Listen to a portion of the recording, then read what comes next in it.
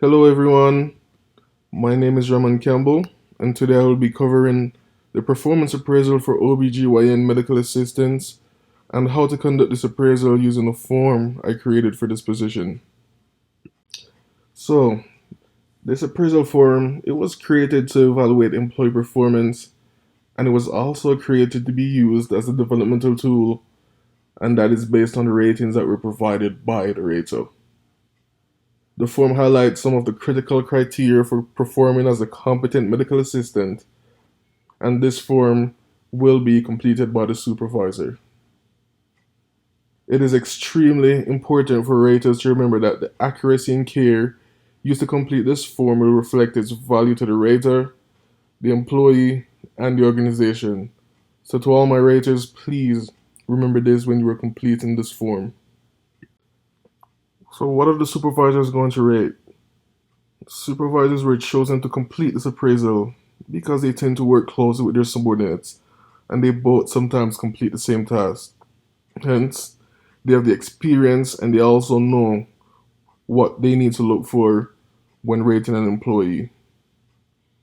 As a result, the raters will rate the critical tasks outlined on the form and will highlight both good and bad performances as outlined by the rating scales, which will be visited shortly.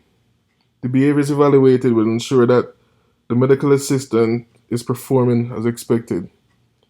An example could be supervisors will rate the employees on behaviors such as politely greeting the patients based on how often they do this task and their level of professionalism.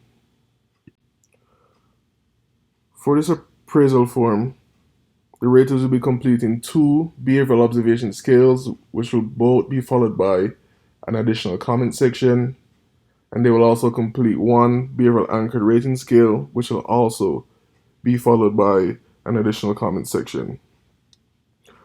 The raters will use the behavioral observation scale being shown to rate the observers on the observed behaviors outlined on the scale.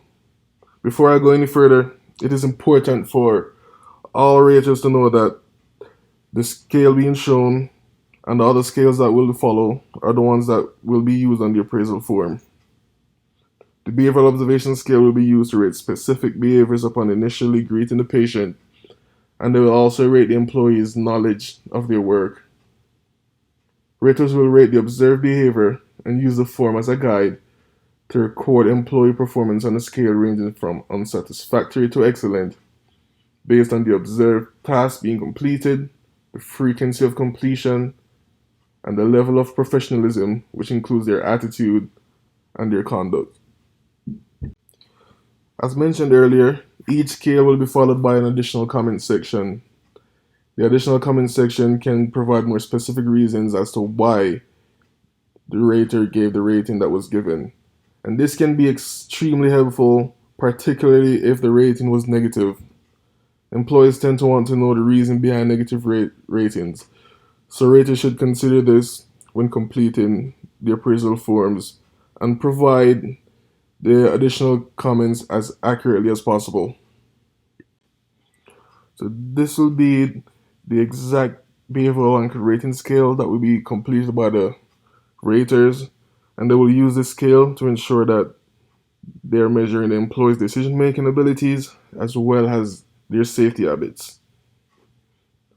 The rater will document a specific rating for each outline performance, and based on their observation, they will provide a specific level ranging from high to subpar to rate the performance. An example of using this scale would be if the rater observed a safety behavior where an employee never ensures that dirty medical instruments are being sprayed with disinfectant enzymes and being brought to the sterilization department for proper cleaning. If this was the observed behavior, this would result in the rater giving the employee a rating of a subpar performance. As mentioned earlier, the supervisors may sometimes complete the same or similar tasks to the people they are rating, and this is in addition to their other assigned tasks as supervisors. This may result in them getting extremely busy and are sometimes not able to observe all of the critical behaviors that are being rated. As a result, the raters may be prone to leniency error, and according to our text, this happens when the rater gives the ratee all high ratings without distinguishing between them. So raters need to be aware that just because they notice an employee performing extremely well in most or some areas, that doesn't mean that this is the case across all the other behaviors being rated. Hence, raters need to ensure that they do not become a victim of this error.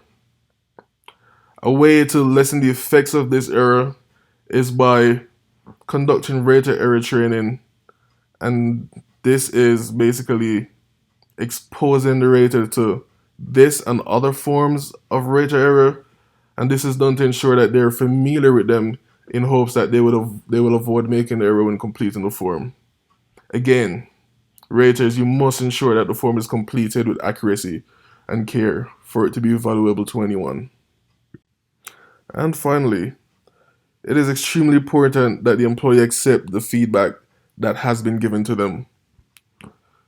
The feedback context can assist with higher feedback acceptance because the conditions in which the feedback is given, it plays an important role in feedback acceptance, such as the quality of relationship between the rater and the ratee. This relationship, it can be a predictor of fairness, and it can also show how the appraisal is being accepted by the ratee. According to a study done by Angela Kinnicky, who is a professor at Arizona State University, higher levels of trust between employee and supervisor tend to result in higher levels of feedback acceptance by the employees. So this is something that can be done to ensure that higher levels of feedback are being accepted by the ratee. These are my sources, and this concludes my presentation. If you have any questions, please feel free to contact me, and I hope you all have a wonderful day.